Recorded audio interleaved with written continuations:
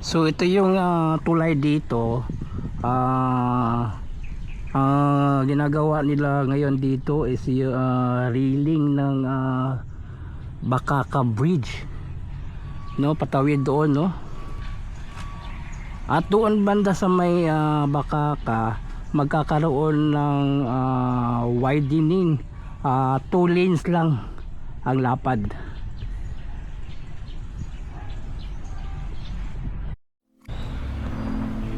So ito na po yung patungong Bakaka, sa tawid na po ito, no, sa sapa, no.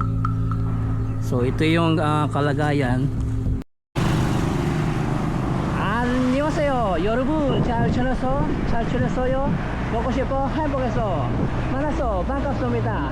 Ako si Christopher Patal. So ngayon, no, update po tayo sa may Bakaka Bridge. So tingnan po natin sa yung clearing operation dyan sa may Bakaka, no. So update po tayo, so tara, let's go. So kahapon, no, doon po tayo sa may MAA flyover. So tiningnan po natin yung sitwasyon sa MAA, no. Nagbukas na po kahapon, March 2, itong MAA flyover. At nakita po natin yung daloy ng traffic dyan sa MAA flyover. Maayos at maliwalas at maluwang, no. Ngayon naman, dito naman tayo sa may Bakaka. Tingnan na naman natin itong bridge patawid ng Bakaka, kasi malinis na doon banda at parang lalagyan nila lang landing area, no. So update pa tayo, so tingnan po natin. So ito po yung dinaanan ko, ito po yung bypass road, no, palabas ng diversion road. So dito liliko po tayo dito sa may Aquamarine, dito sa may paggawaan ng kaldero. So patungo sa Riverside, then Bakaka, Davao River, no. Tingnan po natin sitwasyon dito, no. Ito yung tulay galing dito sa may Riverside, Aquamarine, then patawid ng Davao River to Bakaka. So tingnan po natin ito, no.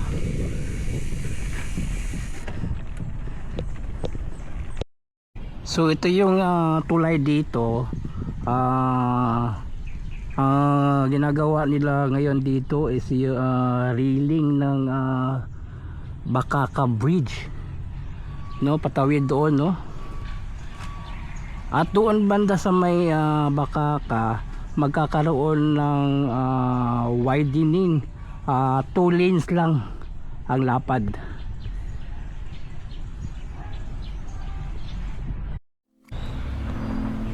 So ito na po yung patungong Bakaka, sa tawid na po ito, no, sa sapa, no. So ito yung kalagayan.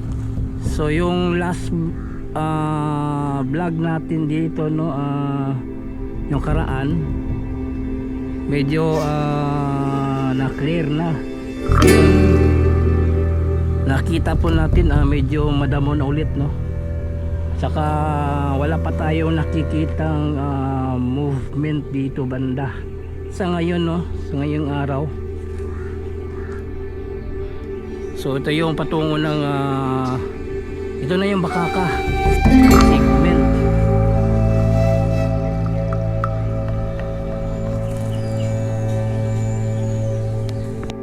Sa ganitong sitwasyon, nakikita mo natin sa mga construction ganito, minsan nakikita mo natin malinis na yung area. Tapos ngayon naman nakikita naman natin medyo madamo na ulit, no. Kasi meron kasi road right of way. Kasi itong labas na ito sa Bakaka, sa may gate yan, liliko doon, no. Liliko siya doon. May lalaparan kasi nila yung kasada, 2 lanes. Magiging 2 lanes yung kasada dyan palabas patungong Bakaka Road. So kaya may ganitong sitwasyon na road right of way, kasi hindi basta-basta yung road right of way, kasi bawat area na dadaanan mo na mayroong may-ari na lupa, kasi kailangan bayaran mo yung dadaanan ng kalsada. Hindi yung basta-basta lagyan mo ng kalsada tapos sa area na may mga titulo, may mga may-ari, kailangan may isettle ang ganitong sitwasyon bago ituloy itong project na ito patungong Bakaka, kasi lalaparan kasi nila doon sa labas, 2 lanes ang lapad. So nakikita po natin yung kasada doon, medyo maliit, lalaparan nila.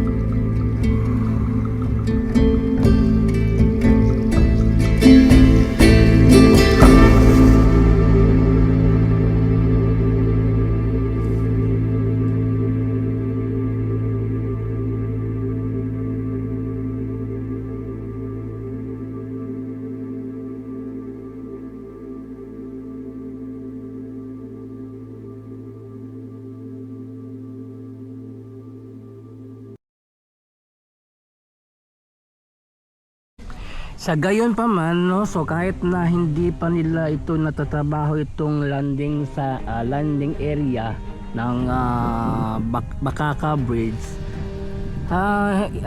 hindi ito matawag na ghost project, kasi yung mga construction worker nandyan sa baba ng tulay, no.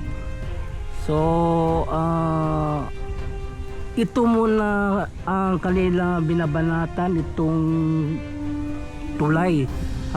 Lalagyan nila ng railing, no, kasi tapos na, nakasahig na po sa taas itong tulay, no, nakasahig na po siya.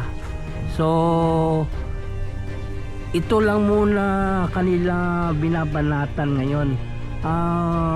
Gemma Construction po ang nagtatrabaho ngayon dito sa may Bakaka Bridge, no. So ito po nakikita po natin, kahit na hindi pa nila ito nagagalaw itong area, no, tuloy pa rin yung trabaho nila dito sa may Bakaka Bridge. So hindi ito matatawag na ghost project. Kung ghost project, wala na yung construction worker nandyan sa baba, so iniwanan na, no. So nandyan pa man sila, so tuloy-tuloy pa yung trabaho dito. So yun, hanggang dito lang muna yung update natin dito sa may Bakaka Bridge, no? So at least nakita po natin yung sitwasyon dito sa may Bakaka segment. So wala pa, no? So ito lang yung binabanatan ngayon, no? Itong Bakaka Bridge. So yun, please subscribe to my channel, Chris Picor TV. I-follow po ng akong Facebook page, Chris Picor FB. So thank you for watching. Kamsahamnida, anyong, and God bless you all. Sarang iyo.